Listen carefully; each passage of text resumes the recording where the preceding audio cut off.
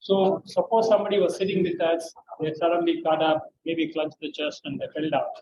The key thing is sometimes we choke, sometimes it could be just that blood sugar might have gone down, sometimes it could be dizzy, sometimes they might have low blood pressure, right? You don't want to simply start compressing on the chest on the guy. So first thing is go up and say calmly, hey, are you okay? Are you okay?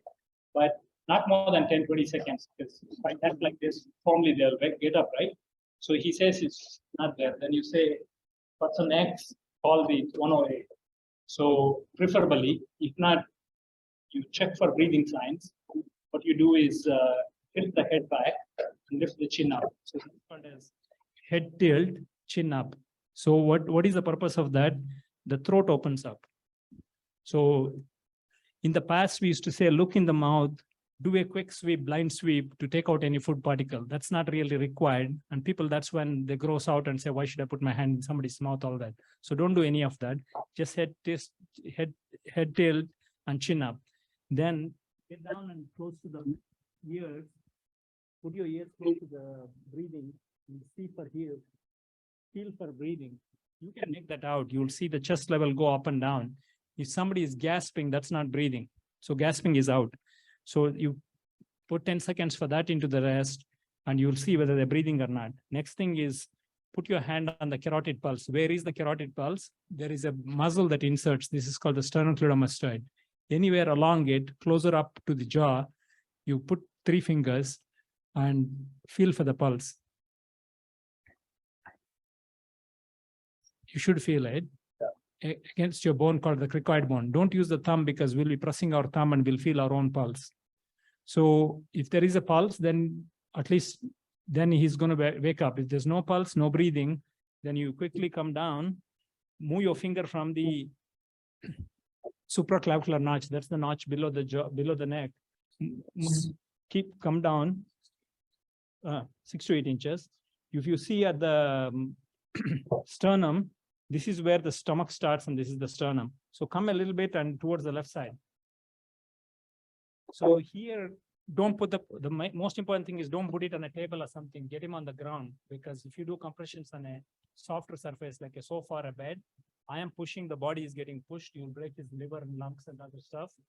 They will make it, but they'll die or bleed inside. We all have done that mistake. We lost the patient. So put him on the ground if you have help. If it's not possible to put him on the ground, if you have a board, put a board, hard board underneath. So lock your fingers, just one inside the other. Men and women we can do. Then we need to really get down into being at a higher level. So it has to be at here. And my elbows are locked. And then you give compression. See the light coming up? That tells me the heart is getting pushed inside. And you have to do it fast to 120. If you just do like this, nothing will happen. And then see the green lights go away, be yellow light. That means I'm doing fast enough. See that yellow coming up? That means I'm doing fast enough. That's 120 per minute.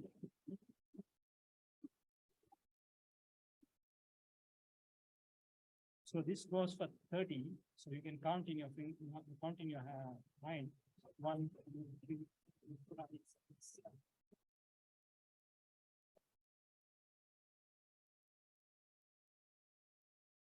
So that's 30.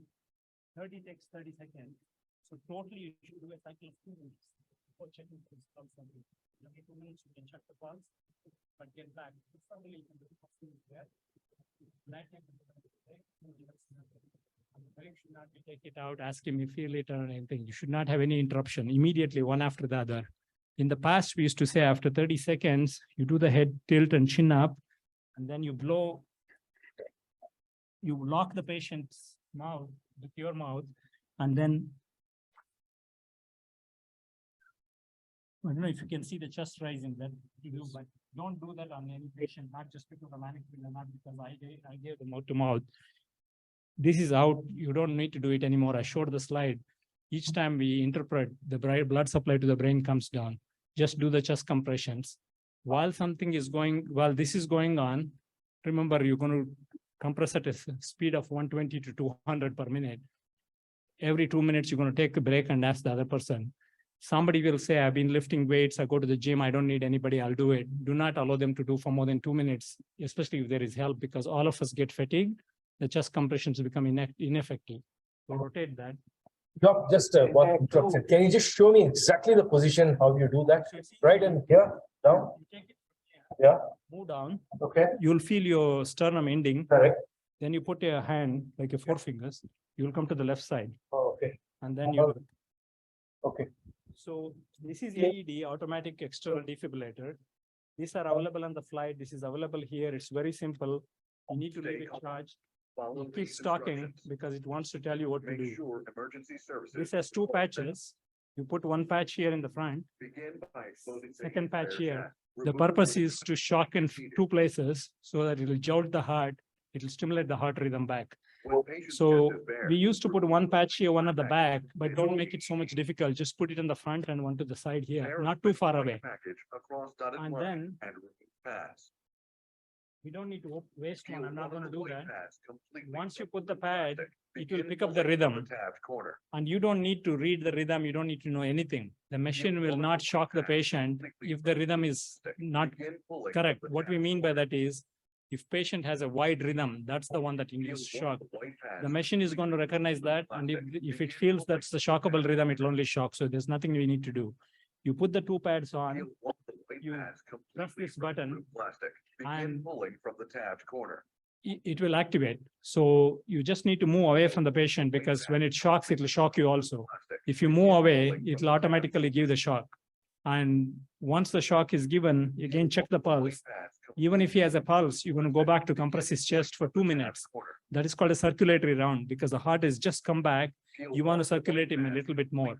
Unless the patient completely wakes up because of the shock and he starts to scream at you, then you can stop. But otherwise you compress. And how many times you keep shocking until shock and compression until the help comes.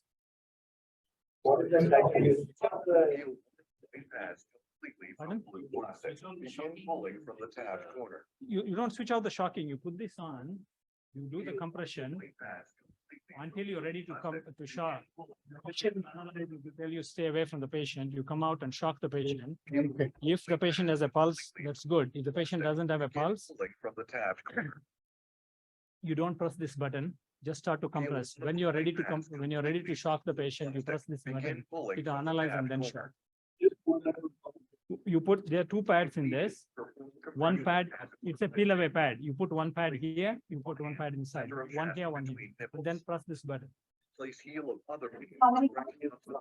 Huh?